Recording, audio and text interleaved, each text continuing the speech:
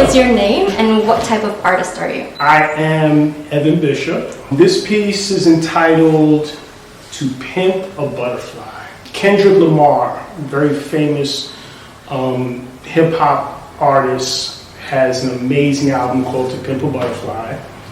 And this piece was truly inspired by hip-hop culture. What came to me was the simplest thing was to paint in my passion, pimp, which is hip-hop. I grew up in the hip-hop culture since 1981, made a commitment to be part of this wonderful culture. Out of all the elements of hip-hop, I chose is graffiti art. And what you see on the back is really a celebration of the architects of hip-hop. Really wanted to celebrate the culture that helped to inspire me, to encourage me, to accept me for being me.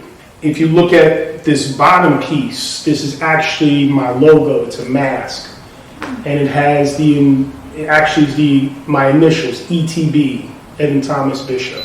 I chose the 1 train and the 2 train because the 1 train is where I started my graffiti career. And the 2 train is kind of where I stopped it back in the 90s. These 2 characters are very popular characters in the hip-hop culture, specifically graffiti. The foundation of hip-hop culture is about peace, love, unity, and having fun. So to pimp a butterfly, it's not about being a pimp and talking about negativity. It's about painting in my passion, which is hip-hop. This was fun. This was challenging, but it wasn't. It was really, it spoke to the culture itself. As I said, I paint on anything. Some things that move, some things that don't. So the metal was fun to work with, and I thank you for having me part of this project. Public art and what that means to you and what it means to the world right now.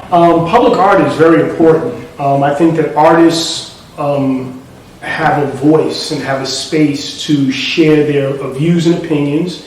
But when you do public art, there's a great merging of personal expression and community influence. And I think public art gives us that space as artists to really use our talents to share with the community. How important are the arts to every community?